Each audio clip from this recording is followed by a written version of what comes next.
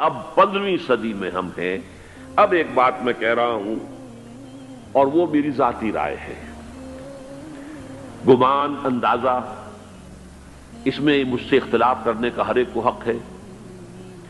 میرے نزدیک 15ویں صدی ہجری اب مجدد کامل الامام المہدی سلسلہ تجدید خلافت کی آخری کڑی کے ظہور کا وقت ہے۔ اس میں مجھے ایک تو قرآن مجید سے اشارہ ملا ہے، اشارہ ہے، میں اسے تفسیر نہیں کہتا۔ میرے نزدیک قرآن مجید میں چند آیتیں سورہ مدثر کی اور چند آیتیں سورہ انشقاق کی بڑی عجیب ہے۔ سورہ مدثر کی آیات میں حضور کی آمد کا نقشہ کھینچا گیا ہے، کلا والقمر واللیل اذ ادبر والصبح اذا اسفر انہا لإحدی الکبر نذیرا للبشر لمن شاء منکم ان یتقدم او یتأخر۔ نہیں، قسم ہے چاند کی، کلا والقمر واللیل اذ ادبر، اور رات کی جبکہ وہ پیٹھ موڑ لے جانے لگے، اور صبح کی جبکہ وہ روشن ہو جائے۔ حضور سے پہلے 600 برس ایسے گزرے ہیں دنیا میں کہ نبوت کا سورج نہیں تھا، بس چاند جیسے مستعار روشنی چاند کی ہوتی ہے، تو سابقہ انبیاء کی مستعار روشنی تو کوئی دنیا میں تھی، دھندلی دھندلی جیسی چاند کی ہوتی ہے، لیکن وہ سورج نہیں تھا۔ لیکن اب وہ رات ختم ہو رہی ہے، واللیل اذ ادبر، جا رہی ہے محمد صلی اللہ علیہ وسلم کا سورج، یہ شمس نبوت و رسالت طلوع ہو گیا۔ والصبح اذا اسفر انہا لإحدی الکبر، بہت بڑی باتوں میں سے ایک بات ہے جو ہوئی ہے، وہ معمولی واقعہ نہیں ہے، احدی الکبر، یہ تاریخ انسانی کے عظیم ترین واقعات میں سے ہے بعثت محمدی، نذیرا للبشر، پوری نوع انسانی کے لیے نذیر بن کر آئے۔ یہ تو ہے حضور کا معاملہ، لیکن اب جو معاملہ ہونا ہے دوبارہ، اس لیے کہ خلافت علی منہاج النبوت دوبارہ اب قائم ہوگی انشاءاللہ۔ حضور کے بعد میں آپ کو بتا چکا ہوں، خلافت راشدہ ختم ہونے کے بعد سے زوال زوال زوال زوال زوال زوال زوال زوال زوال، تھوڑا سا 2.5 سال کا 2 سال کا وقفہ آیا ہے حضرت عمر بن عبدالعزیز کا، ورنہ زوال زوال زوال زوال زوال۔ اگرچہ اس زوال کو 1000 سال لگے ہیں، یہ عمارت جو محمد نے بنائی تھی ایک دن میں نہیں گر گئی صلی اللہ علیہ وسلم، کھنڈر بتا رہے ہیں عمارت عظیم تھی، 1000 سال کے بعد پھر یورپ کے سیلاب نے آ کر اس کو گرایا ہے اور ختم کیا ہے، ورنہ 1000 سال تک سطوت و شوکت کے ساتھ امت مسلمہ تو موجود رہی ہے، چاہے اسلام جو ہے وہ حکومت کی سطح پر موجود نہیں تھا۔ بہرحال اب جو اس کا دور آیا ہے دوبارہ خلافت علی منہاج النبوہ کا دور، اس کا نقشہ سورہ انشقاق میں کھینچا گیا ہے۔ فلا اقسم بالشفق، اب دیکھیے سورج غروب ہو گیا، حضور کی بعثت کے وقت وہ سورج رسالت طلوع ہوا تھا، اب وہ سورج غروب ہو چکا ہے۔ سورج کے غروب ہونے کے بعد صرف روشنی رہ جاتی ہے شفق کی، سرخ سی، بس وہی باقی رہ گئی، اور باقی کیا رہ گیا؟ بدا الاسلام غریبا ویسعود کما بدا فطوبی للغرباء، فلا اقسم بالشفق واللیل وما وسق، رات کی سی تاریکی ہے اور جو کچھ اس نے اپنے اندر جمع کر لیا ہے، والقمر اذا اتسق، اور قسم ہے چاند کی جبکہ وہ بھر جائے، پورا بھرتا ہے کتنے دنوں میں؟ 14 دن میں۔ اور 14 صدیوں کے بعد اب پہلی صدی کا جس نے کہ تجدید کامل کی عمر بن عبدالعزیز، 14 صدیوں کے بعد اب 15ویں صدی میں الامام المہدی کے ظہور کا وقت قریب ہے۔ اب جو کچھ مجھے حضرت امام المہدی کے بارے میں کہنا ہے، دوبارہ اپنی بات دہرا رہا ہوں، یہ میرا ذاتی گمان ہے، اختلاف کیا جا سکتا ہے۔ میرا گمان یہ ہے کہ یہ اب جو مجدد آئیں گے وہ حضرت مہدی ہوں گے۔ پہلی بات تو یہ جان لیجئے کہ مہدی 2 ہیں، ایک شیعوں کے مہدی، ایک سنیوں کے مہدی، ان میں بڑا فرق ہے۔ شیعہ حضرات مہدی کو مانتے ہیں، وہ ان کے 12ویں امام ہیں، ان کے عقیدے کے مطابق انہیں پیدا ہونے کے فوراً بعد اس اندیشے سے کہ انہیں قتل کر دیا جائے گا ایک غار میں چھپا دیا گیا تھا۔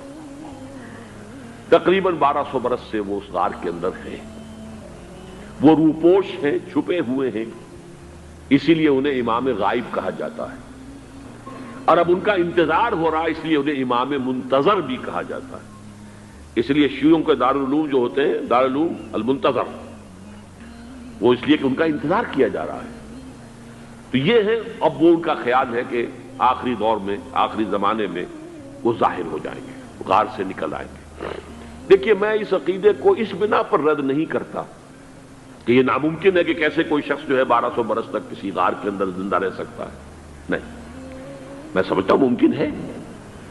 300 برس تک اصحاب کہف رہے کہ نہیں رہے؟ سوئے رہے۔ 300 ایئرس ہم مانتے ہیں۔ حضرت عیسیٰ اسی حیات عرضی کے ساتھ 2000 سال سے موجود ہیں آسمان پہ کہ نہیں ہے؟ آپ کو معلوم ہے حضرت عزیر 100 برس تک مرنے کے بعد دوبارہ زندہ کر دیے گئے۔ فَأَمَاتَهُ اللَّهُ مِئَةَ عَامٍ ثُمَّ بَعَثَهُ۔ تو ناممکنات میں سے کوئی سوال پیدا نہیں ہوتا، لیکن یہ کہ آیا کوئی امامت معصومہ کا تصور قرآن اور حدیث سے ہمیں ملتا ہے؟ پھر یہ کیا یہ موروثی امامت کہ حضرت علی کی نسل جو حضرت فاطمہ سے چلی ہے اسی میں یہ امامت ہوگی؟ اس کے لیے ہمارے پاس کوئی دلیل نہیں ہے، ہم اس کو تسلیم نہیں کرتے۔ ہم تو سمجھتے ہیں کہ معصومیت ختم ہو گئی محمد الرسول اللہ صلی اللہ علیہ وسلم پر، خاتم المعصومین ہے محمد الرسول اللہ۔ اب ان کے بعد تو اجتہاد ہے اور خلافت ہے، عام معاملات میں اجتہاد ہوگا، نظام خلافت کا ہوگا۔ تو ہمارے نزدیک جو میں جس مہدی کا نام لے رہا ہوں وہ مہدی ہے جو ایک مجدد ہوں گے، جیسے کہ مجددین کے نام میں نے آپ کو گنوائے ہیں، مجدد الفسانی ہو، شاہ ولی اللہ ہو، سید احمد بریلوی ہو، شیخ الہند ہو، ایک ہوں گے انسان جو پیدا ہوں گے انسانوں کی طرح، عام طور پر اپنی عمر کو، پختگی کو پہنچیں گے، پھر وہ سامنے آئیں گے منظر پر، پھر وہ کام کریں گے، قیادت کریں گے، عرب میں ان کا ظہور ہوگا۔ دوسری بات یہ نوٹ کر لیجئے حضرت مہدی کے بارے میں، ہمارے ہاں احادیث کے جو مجموعے ہیں ان میں جو ٹاپ کے 2 مجموعے ہیں ان میں کہیں حضرت مہدی کا ذکر نہیں ہے، نہ صحیح بخاری میں نہ صحیح مسلم میں، لیکن ہم اسے نظر انداز نہیں کر سکتے کہ صحائح ستہ کی بقیہ 4 کتابوں کے اندر موجود ہے، لہذا نظر انداز نہیں کر سکتے، اگنور کرنا ممکن نہیں ہے۔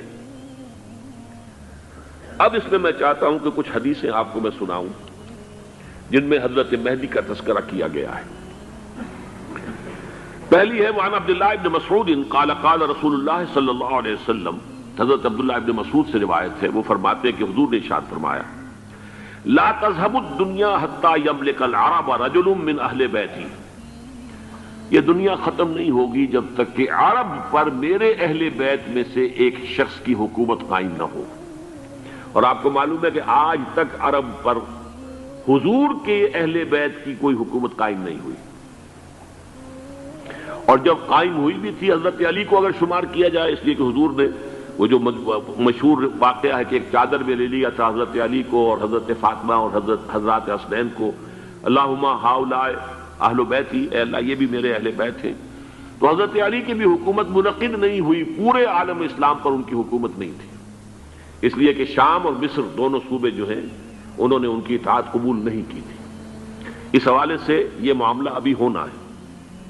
لا تذهب الدنيا حتى يملك العرب رجل من اہل بیتی یواطئ اسمہ اسمی، اس کا نام وہی ہوگا جو میرا نام ہے، یعنی محمد صلی اللہ علیہ وسلم، اور ان کا نام بھی، مہدی کا نام بھی محمد ہو، مہدی تو ان کا لقب ہے۔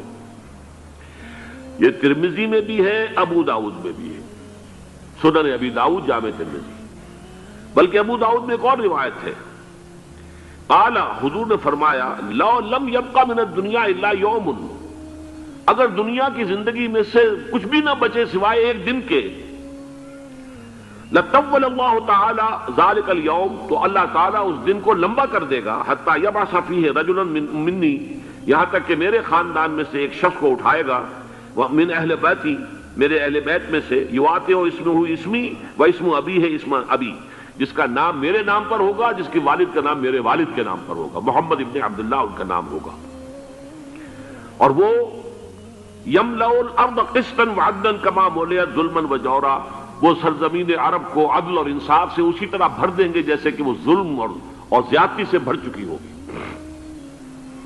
دوسری روایت ہے حضرت ابو سعید خدری رضی اللہ تعالی عنہ سے، حضور نے فرمایا المہدی منی اجل الجبہۃ اقن الانف یملأ الارض قسطا وعدلا کما ملئ ظلما وجورا یملک 7 سنین، رواہ داؤد، کہ مہدی مجھ میں سے ہوں گے بڑی روشن پیشانی والے اور بڑی کھڑی ناک والے، وہ زمین کو بھر دیں گے انصاف سے اور عدل سے، جیسے کہ وہ ظلم سے بھری ہوئی ہوگی، اور وہ 7 برس تک حکومت کریں گے۔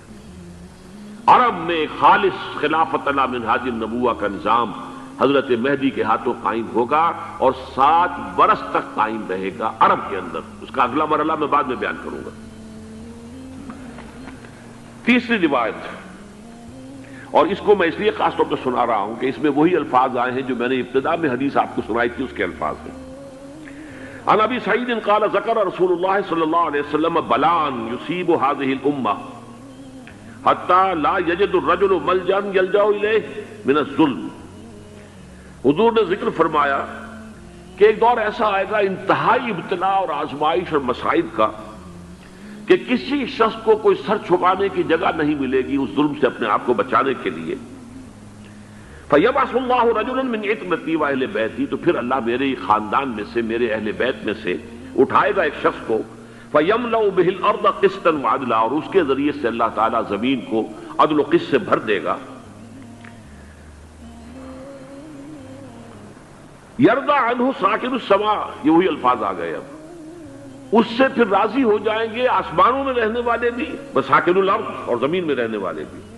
لا تدع السماء من قطرها شيئا الا ثبته، آسمان اپنا ایک قطرہ بھی نہیں روکے گا مگر یہ کہ اس کو زمین کے اوپر نثار کر دے گا، بارش کی شکل میں گرا دے گا۔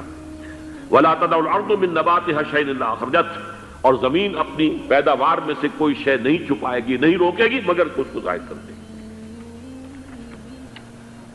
چوتھی حدیث جو ہے وہ حضرت ام سلمہ سے رضی اللہ تعالی عنہ قال سمعت رسول اللہ صلی اللہ علیہ وسلم یقول المہدی من عترتی من اولاد فاطمہ، رواہ ابو داؤد، یہ بھی سنن ابو داؤد کی روایت ہے۔ حضور نے فرمایا مہدی میرے خاندان سے، میرے اہل بیت سے ہوں گے، یعنی اولاد فاطمہ میں سے، اور تفسیر اس کی آتی ہے کہ حضرت حسن کی اولاد میں سے ہوں گے۔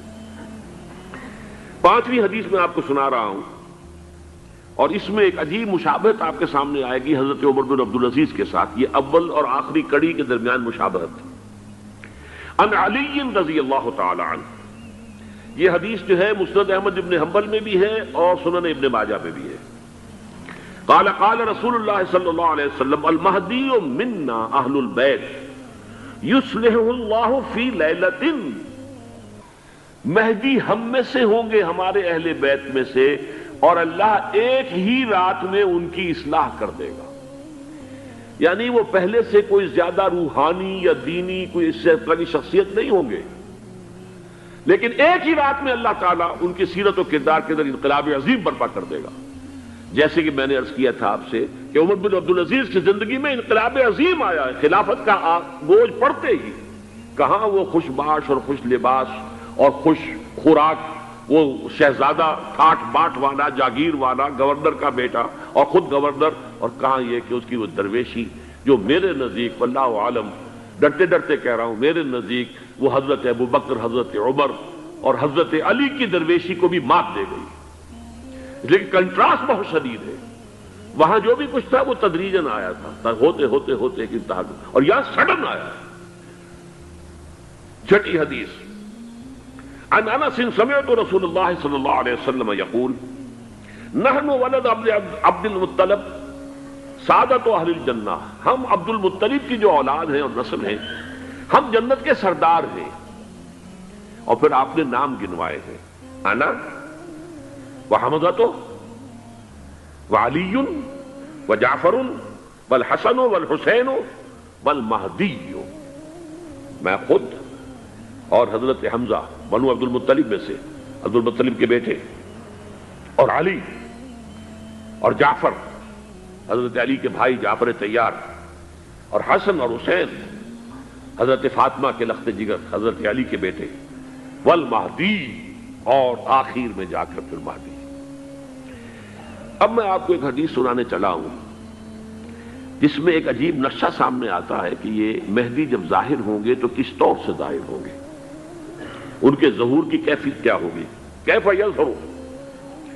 یہ روایت ہے حضرت ام سلمہ سے رضی اللہ تعالی عنہا، حضور کی زوجہ محترمہ ہے، فرماتی ہیں ام سلمہ عن النبی صلی اللہ علیہ وسلم قال یکون اختلاف عند موت خلیفۃ، موت خلیفۃ، حضور نے فرمایا ایک خلیفہ کی موت پر اختلاف واقع ہو جائے گا، خانہ جنگی ہو جائے گی۔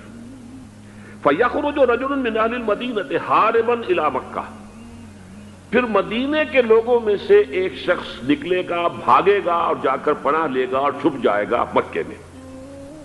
فَيَأْتِيهِ نَاسٌ مِّنْ أَهْلِ مَكَّةِ، پھر اس کے پاس آئیں گے اہل مکہ، مکہ کے لوگ، فَيُخْرِجُونَهُ، اور اسے نکالیں گے، جہاں وہ چھپے ہوئے ہوں گے وہاں سے نکالیں گے، وَهُوَ كَارِهٌ، اور وہ بالکل اس کو پسند نہیں کر رہے ہوں گے، نہ وہ خواہش مند ہوں گے کہ ان کے ہاتھ پر بیعت کی جائے، نہ وہ یہ چاہیں گے کہ وہ میدان میں آئیں اور ان کو جو ہے اپنا لیڈر مانا جائے، وَهُوَ كَارِهٌ فَيُبَايِعُونَهُ بَيْنَ الرُّكْنِ وَالْمَقَامِ، لیکن لوگ جو ہے پھر اصرار کے ساتھ ان کے ہاتھ پر بیعت کریں گے رکن اور مقام کے درمیان۔ رکن وہ کونا ہے خانہ کعبہ کا جس میں حجر اسود لگا ہوا ہے، اور مقام ابراہیم جو ہے، ان دونوں کے مابین جو یہ علاقہ ہے یہاں پر وہ بیعت ہوگی۔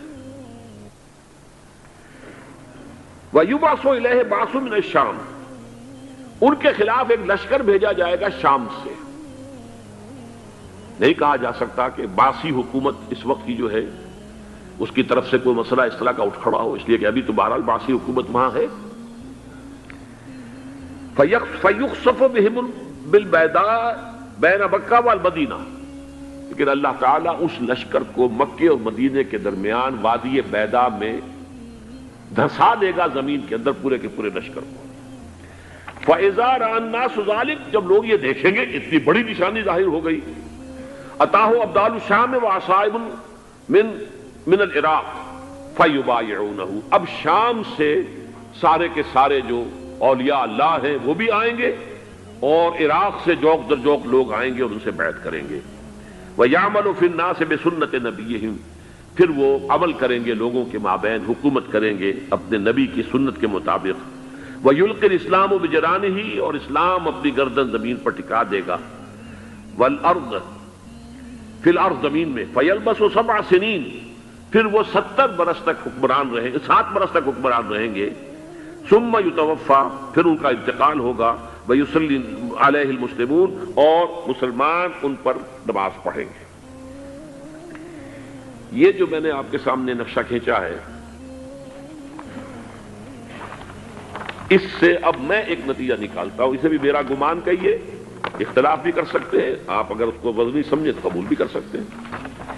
وہ یہ ہے کہ میرے نزدیک شاہ فہد کے انتقال پر لا محالہ یہ صورتحال پیدا ہو جائے۔ ولی عہد وہاں ہے عبداللہ بن عبدالعزیز، امریکہ کو وہ پسند نہیں کرتے اور امریکہ انہیں پسند نہیں کرتا، یہ بالکل تش تش بام ہے۔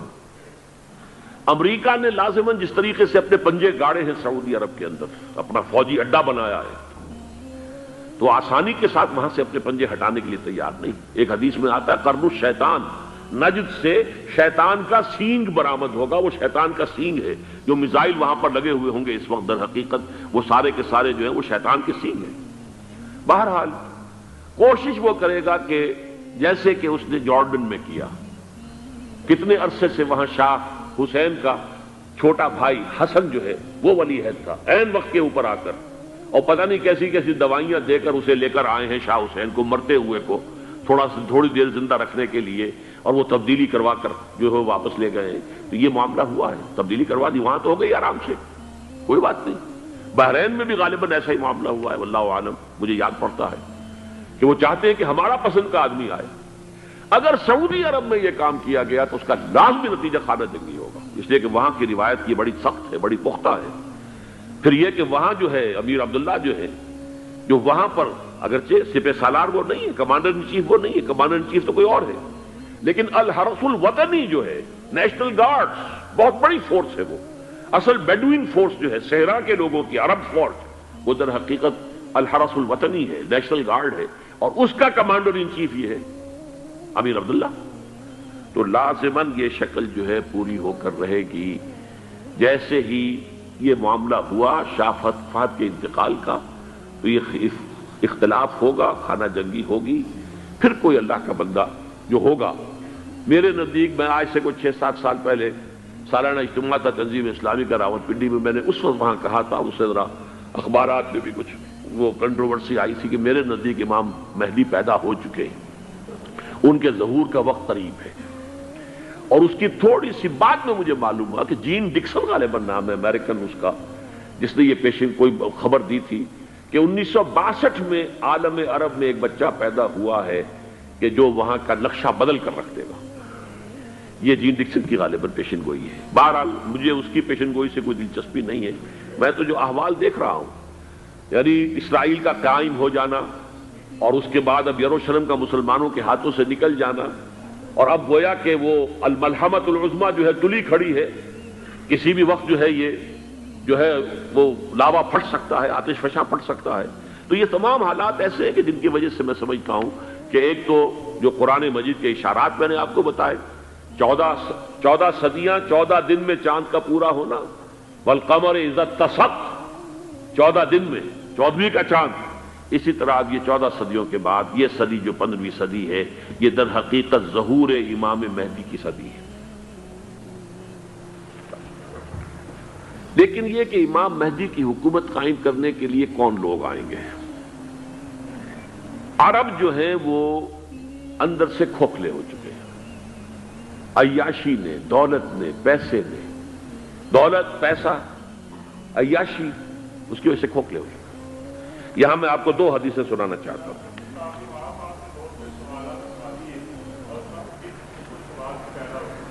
بہت سے ہو گئے، آپ اطمینان سے تشریف رکھیے.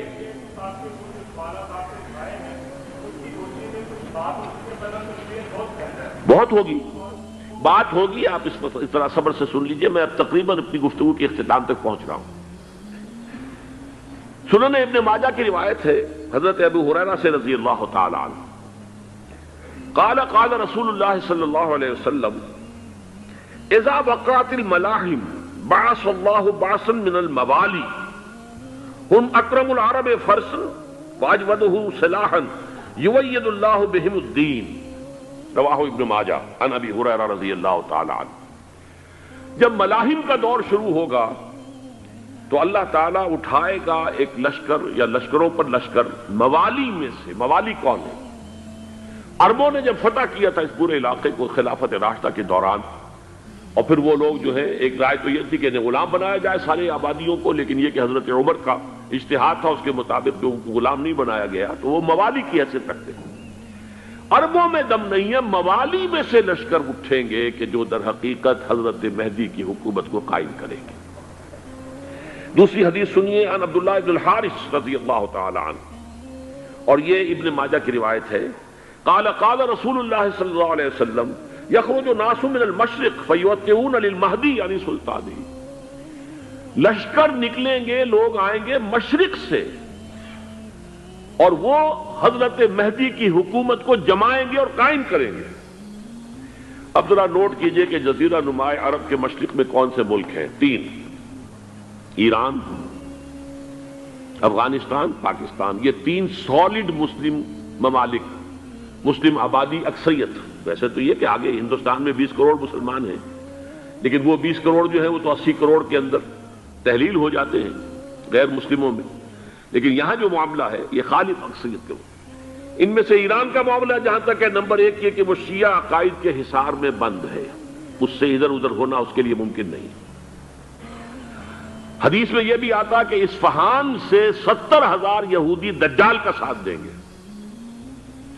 لیکن بہرحال خراسان ایک صوبہ ہے افغانستان کا اس وقت بھی شمال مشرقی کونے میں، مجھے امید ہے وہاں سے خیر کی، کیونکہ خراسان کا لفظ وہاں پہ شامل ہے. اور حضور کی حدیث میں بعد میں آپ کو سناؤں گا کہ خراسان سے فوجیں چلیں گی جو یروشلم کو دوبارہ حاصل کریں گی، فتح کریں گی. جیسے پہلے یروشلم کھویا عربوں نے تھا، دوبارہ حاصل کیا تھا کرد نے، کرد خون.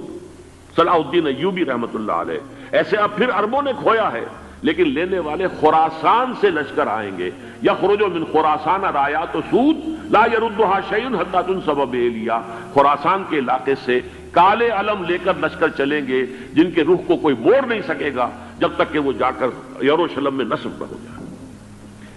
اس کے بعد نام آتا ہے پاکستان کا. یہ ہے میری اور آپ کی داستان، اور یہ ہے سبب جس کی وجہ سے کہ میں آپ سے یہ گفتگو کر رہا ہوں.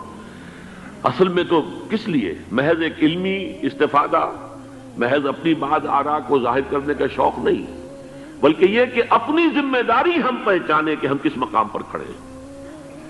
دیکھیے، اس پاکستان کے بارے میں یا ہندوستان کے بارے میں علامہ اقبال نے کہا تھا اپنے ترانہ ملی میں، میرے عرب کو آئی ٹھنڈی ہوا جہاں سے، میرا وطن وہی ہے، میرا وطن وہی ہے.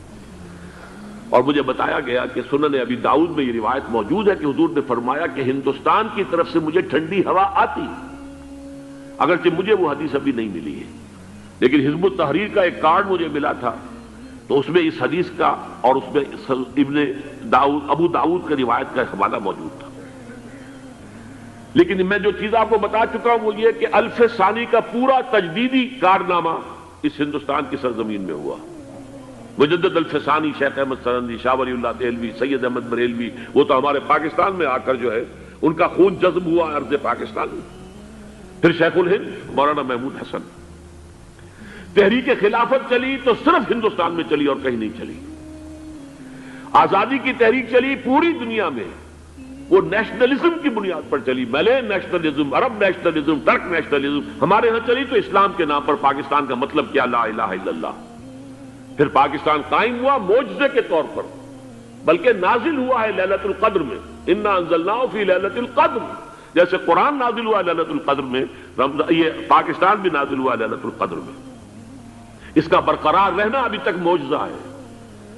ہندو یہ سمجھتا تھا، کانگریس سمجھتی تھی کہ جھٹپٹ ختم ہو جائے گا. پھر یہ کہ اس کا قرارداد مقاصد کا پاس ہو جانا، مزید بھی اور اضافی دفعات دستور میں آ جانا، اب کمرشل انٹرسٹ کو ربا قرار دے کر حرام قرار دینا، یہ سارے لینڈ مارکس ہیں کہ جو اشارہ کر رہے ہیں کسی چیز کی طرف، معاملہ کدھر جا رہا ہے. پھر یہ کہ یہ جو 14ویں صدی کے مجدد تھے شیخ الہند، اس کے بعد سے کچھ ایسی شخصیتیں عظیم پیدا ہوئی ہیں ہند میں جن کو میں سمجھتا ہوں کہ 14ویں صدی کے مجدد اور 15ویں صدی کے مجدد کے درمیان، یہ 15ویں صدی کے مجدد کی راہ کو سیدھا کرنے والے، جیسے کہ حضرت یحییٰ نے کہا تھا میں تو آنے والے کا راستہ سیدھا کر رہا ہوں حضرت عیسیٰ کے لیے، ایسے ہی 15ویں صدی کے لیے امام مہدی کے لیے راستہ صاف کرنے والے سب سے پہلے علامہ اقبال، جنہوں نے اسلام کا تصور دین کی حیثیت سے دوبارہ زندہ کیا ہے، ورنہ اسلام ایک مذہب کی شکل اختیار کر چکا تھا. پھر مولانا مودودی، مولانا ابوالکلام آزاد حکومت الہیہ کے نعرے کے ساتھ میدان میں آئے. یہ اقبال نے جو تصور پیش کیا تھا اس پر عملی جد و جہد کے لیے حزب اللہ قائم ہوئی. نوٹ کر لیجئے 11 برس کا فرق ہے عمر کا علامہ اقبال کے اور ابوالکلام کے. اور 1913 میں جب حزب اللہ قائم کی ہے اس وقت علامہ اقبال کی ملی شاعری اپنے عروج کو پہنچ چکی تھی. پھر یہ کہ علامہ اقبال کے بعد تعمیل جو ہے اس کام کی وہ ابوالکلام نے کی، لیکن روایتی علماء کی شدید مخالفت کی وجہ سے وہ بددل ہو کر چھوڑ گئے، کانگریس میں شامل ہو گئے، بساط جو ہے حزب اللہ کی انہوں نے لپیٹ دی. پھر مولانا مودودی آئے، انہوں نے وہ ڈور جو ہے اس کا سرا تھاما، جماعت اسلامی قائم کی حکومت الہیہ ہی کے قیام کے لیے. اگرچہ میرے نزدیک یہ کہ وہ انتخابی اور ایک قومی سیاست کی ایک جماعت بن کر پاکستان میں جو ہے دلدل میں پھنس گئی ہے، اب ہم اس کی کوشش کر رہے ہیں تنظیم اسلامی اور یہ تحریک خلافت جس کے تحت یہ جلسہ ہو رہا ہے. یہ ساری چیزیں وہ ہیں کہ آپ کو سوائے پاکستان کے اور کہیں نہیں ملیں گی پوری دنیا میں. معلوم ہوتا ہے کہ پاکستان کو بہت بڑا رول پلے کرنا ہے اس میں، اور اس کے ساتھ اب جمع کر لیجئے افغانستان کی عمارت افغانستان، اسلامی عمارت افغانستان قائم ہو چکی ہے. یہ پچھلے 20 سالوں میں جو کچھ وہاں ہوتا رہا ہے اس سے پہلے تصور نہیں ہو سکتا تھا.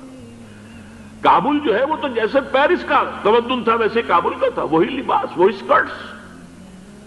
یہاں جب آئے تھے شاہ ظاہر شاہ سرکاری دورے پر تو ان کی جو ملکہ صاحبہ تھی ان کے ساتھ وہ سکرٹ میں ملبوس تھی. کابل جو ہے وہ بالکل ایک پیرس کی طرح کا شہر تھا. آج کابل جو ہے جا کر دیکھیے، علامہ اقبال کے فرزند بھی دیکھ کر آئے ہیں، تو اگرچہ وہ خود میں سمجھتا ہوں کہ خاصے انہیں آپ لبرل کہیں، آزاد خیال کہیں، لیکن اس درجے متاثر ہو کر آئے تھے کہ انہوں نے یہ کہا افغانستان میں جو میں نے حالات دیکھے ہیں کہ اگر 2-4 اور مسلمان ملکوں کے اندر یہ نظام قائم ہو جائے تو پوری دنیا مسلمان ہو جائے گی۔ یہ سب کچھ کیسے ہو رہا ہے؟ یہ آنے والے دور کی جھلکیاں ہیں۔ Coming events are casting their shadows before. یہ سب بتا رہے ہیں کہ پاکستان افغانستان کو مل کر اس میں کوئی عظیم رول پلے کرنا ہے۔ اور اس کے ضمن میں اب میں علامہ اقبال کے بارے میں آخری بات کہہ رہا ہوں۔ علامہ اقبال کے بارے میں عام یہ خیال ہے، انہوں نے اپنے خطبات میں مہدی کا اور نزول مسیح کا، حالانکہ میں کل پڑھ رہا تھا مولانا سید احمد اکبر آبادی رحمۃ اللہ علیہ کا ایک مقالہ ان کا کہ علامہ اقبال نے ابن خلدون کے بارے میں یہ کہا ہے کہ مہدی کا اور نزول عیسیٰ کا دونوں کا انہوں نے انکار کیا ہے، حالانکہ ابن خلدون نے نزول عیسیٰ کا انکار نہیں کیا، صرف مہدی کا انکار کیا ہے۔ بہرحال علامہ اقبال نے خطبات میں انکار کیا ہے، لیکن یہ کہ اپنی شاعری کے اندر میں چیلنج کرتا ہوں کسی بڑے سے بڑے اقبال شناس کو، ان کا یہ شعر ذرا سنیے: خضر وقت از خلوت دشت حجاز آید بروں، کارواں زی وادی دور و دراز آید بروں۔ خضر وقت، امام وقت، رہنمائے وقت، قائد وقت، خلوت دشت حجاز، حجاز کی صحرا کی کسی خلوت گزینی سے نکل کر باہر آئیں گے۔ میں حیران ہوتا ہوں علامہ کے اس فکر پر اور اس مصرے پر۔ یہاں انہوں نے شیعہ اور سنی دونوں کے کانسیپٹ جمع کر دیے۔ شیعہ کا کانسیپٹ یہ چھپے ہوئے کسی غار میں وہاں سے برآمد ہوں گے، اور ہمارا کانسیپٹ میں ام سلمہ رضی اللہ تعالیٰ عنہ کی حدیث سنا چکا، چھپے ہوئے ہوں گے وہ وہاں پر، مدینے سے نکل کر آ کر مکے میں چھپ جائیں گے۔ اس خانہ جنگی کی حالت میں لوگ ان کی طرف دیکھ رہے ہوں گے، سوچتے ہوں گے انہیں میدان میں آنا چاہیے، کوئی پارٹ پلے کرنا چاہیے، امت کی رہنمائی کرنی چاہیے، لیکن وہ چھپیں گے، وہ کارے ہوں گے، وہ اس ذمہ داری کو قبول نہیں کرنا چاہیں گے، جا کے چھپ جائیں گے مکے میں، وہاں سے مکے والے انہیں نکالیں گے، اور وہ کارے ہوں گے، انہیں بالکل یہ پسند نہیں ہوگا کہ یہ ذمہ داری اٹھائیں۔ تو خضر وقت از خلوت دشت حجاز آید بروں، کارواں زی وادی دور و دراز آید بروں۔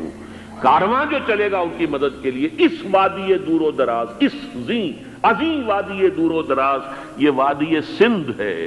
وادی سندھ جو ہے ہم سمجھتے ہیں کہ صرف یہ پاکستان اور پنجاب جو ہے یہ اس میں شامل ہے، سندھ اور پنجاب نہیں، افغانستان کا پورا مشرقی علاقہ اس میں شامل ہے۔ جیسے دریائے جیلم سندھ میں جا رہا ہے، جیسے دریائے گلگت سندھ میں آ کر ملتا ہے، جیسے دریائے چناب اور راوی اور جیلم اور یہ سب جا رہے ہیں اور آ رہے ہیں، اسی طرح دریائے کابل کہاں سے آ رہا ہے، دریائے گومل کہاں سے آ رہا ہے، ٹوچی کہاں سے آ رہا ہے، یہ سارا جو ہے ڈرین جو ہو رہا ہے، ایسٹرن جو ہے پارٹ آف افغانستان، یہ سب وادی ہے۔ اس وادی کے یہ دو حصے ہیں، ایک حصہ جو ہے یہ ادھر پاکستان میں ہے، اور اسی وادی کا دوسرا حصہ جو ہے وہ افغانستان میں ہے۔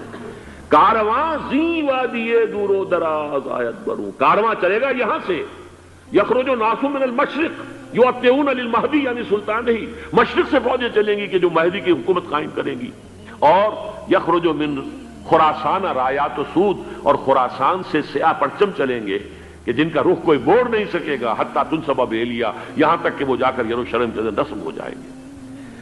حضرات، میں ایک میری گفتگو کا حصہ باقی تھا لیکن میں اسے چھوڑ رہا ہوں، اس لیے کہ گلوبلائزیشن جو اس کی ہوگی، جو خلافت علی منہاج النبوہ کی تجرید کامل حضرت مہدی کے ہاتھوں عرب میں ہوگی، اس سے پہلے اس کے لیے محنت، کوشش، جد و جہد پاکستان اور افغانستان میں ہو چکی ہوگی جو اسے سپورٹ کرے گی اور وہاں جا کر حکومت قائم کرے گی۔